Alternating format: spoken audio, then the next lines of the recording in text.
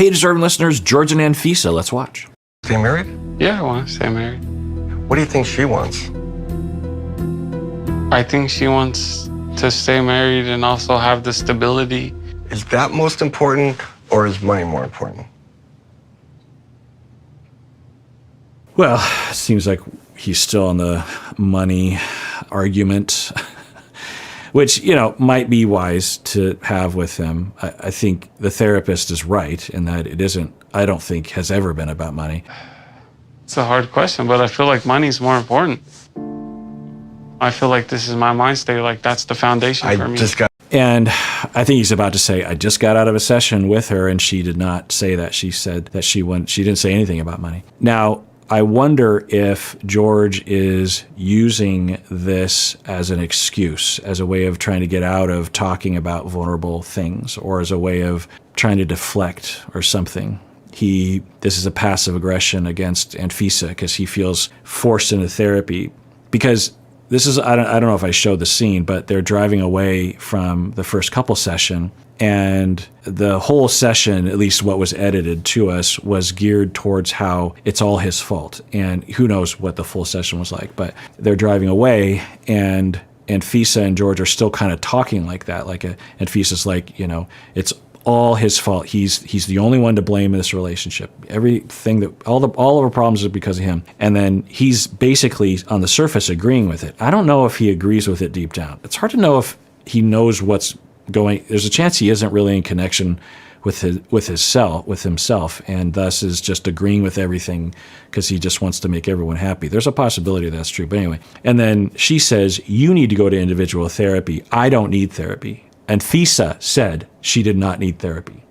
And says, they both need therapy, obviously, but Anfisa says, "I have no problems. I don't need therapy. You're the one with therapy." And he was saying, well, we haven't had fights in a while, so I didn't think we needed therapy. But then he says, in spite of all that, he's like, okay, yeah, I'll go to therapy if that's what you want me to do. Okay, that's what he said. So there's a chance that deep down he resents that and is upset about that. And he's like, agreeing to go to therapy, but he is not really agreeing to go to therapy. Going through the motions because he wants to appease her or show her that he's doing his part, but deep down he's deeply angry or resentful or something, and thus resisting the entire therapy process. And one of the ways maybe that he feels he can throw a wrench into the system is if he highlights that the only thing that would make things better is if I make money, and I can't do that. It's also a way of really making Anfisa look like a horrible person, right? Now, George has data to back this up, but it would be weird if he believes that to be the only issue, right? Because you would think he would also alert the therapist if he was truly invested in the therapy. So if he was truly invested in the therapy, he wouldn't be very differentiated in this first session, just like I don't think Anfisa was either. But at the very least, he would alert the therapist to, well, Anfisa has an anger problem. You think at least that would be said, but he's not saying any of that. He just keeps hammering on the money thing. So I don't know if this is how he truly sees the situation, or if he is throwing a wrench into the system passive aggressively, or he doesn't want to be in therapy, or he's confused. I don't know. Gotta make money. Yeah. The hell with the rest of it. Yeah. What you're telling me is money's like the most important thing in the marriage. But that's not her complaints. Well, ultimately, it is like that. It's like, we both want the honesty and this and that, but like I feel like the marriage would be boring if it was just that. Okay, we'll see how that works, and we'll go along with the process. Sounds good. Okay, so I think the therapist made a good call there. He's like, okay, I think where the therapist is coming from, I don't know if I'm just inserting my thoughts into the therapist's head, but I think the therapist is like, okay, well, I'll take your word for it, even though on the inside the therapist is like, there's no way that's possible. This is a very weird perspective, but okay. He has repeatedly stood his ground, the client, so I guess we'll go with that. Now, what this effectively does, if George kind of forces this agenda, is it basically makes therapy meaningless, right? Because therapy can't help him make more money.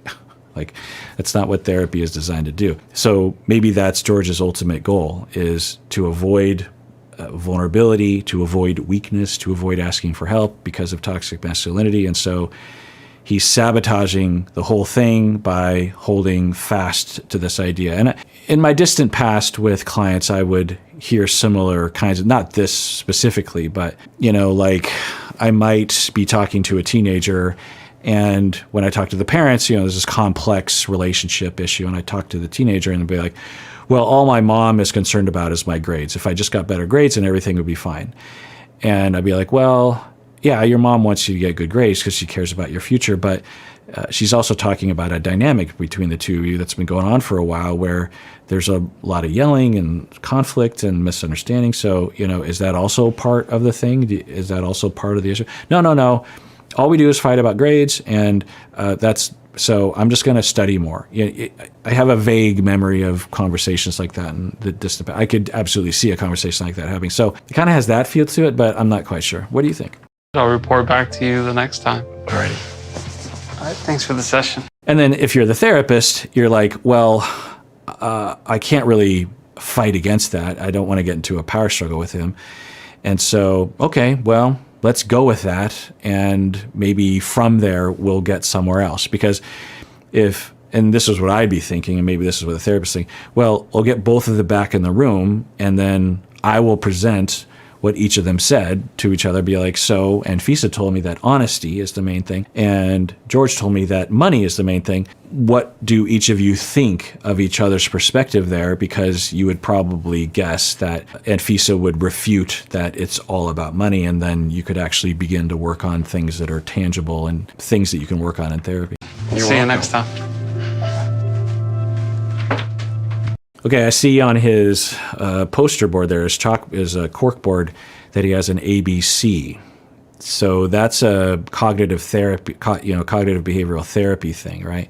So basically, and I don't know if that's what it is. There's other reasons why a therapist would have an ABC, but 99% of the time it'll mean, especially where it is, because he could point to it. And CBT, cognitive behavioral therapists, are frequently going over this, not all the time, but at least the premise of this, which is that the A is the activating incident or the stimulus or the event or I can't remember all the language. I'm not a CBT therapist. I use cognitive therapy and behavioral therapy quite extensively, but I don't use CBT or the model specifically. But I do use this idea because it's obvious that this is a part of human nature. But you have an event, and then the B is your beliefs about the situation, your automatic thoughts, your schemas, this kind of things that kick in that interpret the event. And then you have C, which are the results of the belief system. The event is being filtered through your beliefs and your schemas, and then the C is what happens as a result, the consequences, this kind of thing. So, for example, in their relationship, for George, he wants to meet up with his friend. Romero what's his name? And he wants to meet up with his friend, so that's the event, is his friend reaches out to him and says, hey, let's meet up. And then the belief system kicks in, a number of beliefs and automatic thoughts kick in. I think I'm describing CBT, right? I never teach exactly this model. I teach cognitive therapy and I teach behavioral therapy.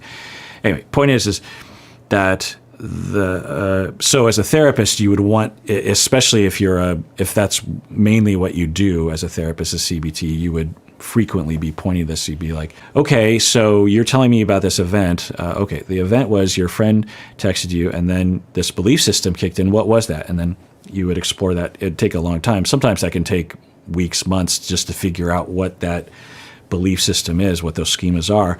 For George, I would believe that would be something like, well, I immediately got afraid because I know that she will get angry at me and she won't want me to talk to him. And okay, so what are all the automatic thoughts there? Well, the automatic thought is that Anfisa won't let me hang out with my friend, and that she will yell at me, and that she will abuse me, and that she will be angry at me, and she'll reject me. And there's probably other schemas in there too, like I don't matter. Okay, what other kinds of schemas are in there? Well, I believe that if I stick my head in the sand and I agree to go out with my friend, and I avoid the whole thing, maybe it'll all just go away instead of actually telling Anfisa, by the way, I'm meeting up with my friend. So, those are probably the main things that are possible. And then what's the consequence? Well, the consequence is you effectively lie by omission to your partner. And what ends up happening is you end up creating an event down the line where your partner is being triggered. And then that has to be filtered through her B, right? So you create an A for her. And so you can use CBT in couple therapy because it'll go round and round. So then for her, these schemas kick in of, I'm being abandoned. He doesn't really love me. He's going to reject me. He, wants to talk to this other friend. He's lying to me by omission because he's certainly going to talk crap about me. He's going to scheme about how he's going to break up with me. And then there's a consequence to that for her, which is she gets very activated, very upset, and might even become abusive to him. And then that creates an event for him. And so we're going around and around. It's more complicated than that, but it's one sort of rough way of talking about how CBT can be in a recursive system. And so I use this all the time. I don't use ABC, but I will, it's just an easier, more concise way of framing it for clients. But I use all this analysis essentially because it's obvious that this is how people operate. But if he is a CBT, because I was imagining that he was Gottman, so I wouldn't be surprised if he frames himself as a CBT therapist, and it does kind of explain some of the things that he was doing with George in this moment, because a lot of what you work on in CBT therapy is the B portion, meaning that you work on the belief system and the automatic thoughts, and you want to challenge that step as to whether or not it's rational to believe that or helpful. So for George in that situation, it's like, okay, you get a text from your friend, you agree to meet up with him, and then you have this belief that Anfisa is going to abuse you if you ask to go out with your friend. Is that true?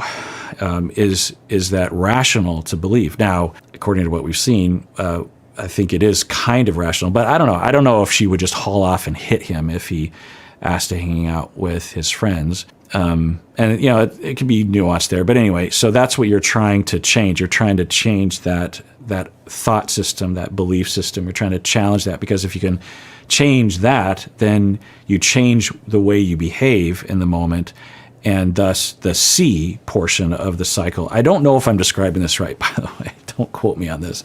If you are a CBT therapist, let me know if I'm describing this accurately. And if I'm not describing it accurately, I do apologize. I'm not saying anything that's abnormal. I just don't know if I'm utilizing the ABC model well. Anyway, so it's possible that the therapist in this session was actually due to the ABC model, the CBT model. He was really trying to focus on what he believed to be George's irrational belief that it's all about money and not about something else. And so he's really going for it. So I don't know anything about this therapist. I don't know what he was doing. But what I will say is that in couple therapy, and really in any form of therapy, I believe CBT has a limitation, and it's along these lines that if you go too fast to confront people's irrational beliefs, you risk alienating them. In fact, there might be some of you out now. Good CBT therapists will be very diplomatic, will build a relationship, will go slow, will pick up on things, will know when to go fast, when to go slow. But some CBT therapists will just go way too fast. They just slot people into this model and they just rush forward, and they'll confront.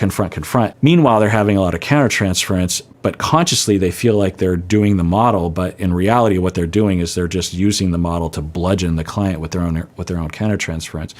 Now, the therapist isn't necessarily wrong in what they're doing, but they're going way too fast and they're not attuned to what the client is ready for. And so some of you might have experienced that. You might have gone to a therapist, because CBT is prevalent. It's a very prevalent model. It's easy to teach. It's easy to learn.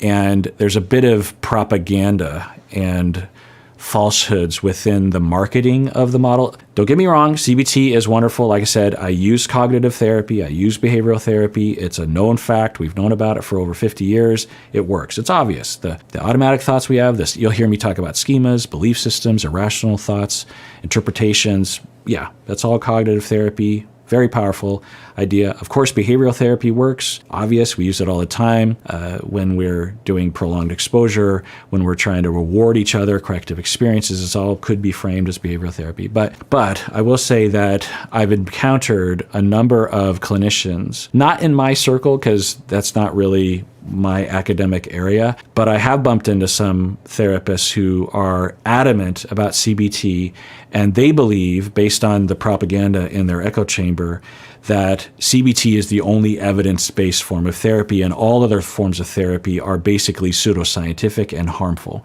which is like not true. There's tons of evidence that humanistic therapies work, that psychodynamic therapies work, that, a variety of therapies work. Anyway, so now, should we be mindful of the research when we're applying different approaches to different kinds of clients? Yeah. It's not like everything works, because not everything works, and not everything will work with every client. But anyway, so what I will find sometimes is people will tell me that they had this really bad experience in therapy, and sometimes it sounds like they bumped into a cognitive behavioral therapist who believed in very brief therapy, because sometimes they have swallowed that Kool-Aid where they believe that, any therapy that lasts longer than 10 weeks is exploitative of the client, and that sort of thing. If you can't get it done in 10 sessions, then you'll never get it done, or the client isn't ready, or, these kinds of notions. And there's, a slight possibility that sometimes that's true, but they'll just believe it in all situations, So, and not every CBT therapist. Sometimes people will literally, I'll give all these caveats, and, some of y'all, even students of mine, will say like, yeah, Kirk, I know that you hate CBT. And I'm like, so that's what you took away from this? Even though I said it's wonderful and that I use cognitive therapy and I use behavioral therapy. So you walked away from everything that I said as I hate CBT. So it's the opposite. I love CBT. I love it. I love it. I love it. I just have found that some people, and I could criticize humanistic therapists in a particular way. I could criticize psychoanalysis. Don't even get me started with psychoanalytic. My main theory is within psychoanalysis, but I could criticize psychoanalytic therapists a lot. I could criticize solution-focused therapists and family therapists, and there's every group has its echo chamber and weirdness. Not that everyone in those fields are weird and problematic in my eyes, and I'm just one person. I can't declare that people are problematic. I just have my opinions. It's just my take. But anyway, so I wonder if the therapist. I wouldn't be surprised if he was operating from a CBT perspective, and that explains at least the snippets that we saw, and also not in a problematic way. He was. I believe this is a good example of therapy. He was doing good work, and he also has a bit of Gottman, because it's real common for CBT therapists working with couples to also have Gottman, because those CBT and Gottman fit well together. I'm probably boring you. Let's get back to it. All right, thanks for the session. You're See you welcome. next time. I feel like James has an approach that really wasn't working for me. At the end of the day, he doesn't know my wife. Money would fix all the issues in my life. That's disheartening. So it sounds like George doesn't want to work with the therapist because he feels like, well, what George said was, he doesn't know my wife. And so it's interesting. Is George really that adherent to that idea that if he just made more money, everything would be fine? Because that's such a simplistic way of looking at things. And I was wondering if he was just passive aggressively using that as a way to throw a wrench into the therapy process.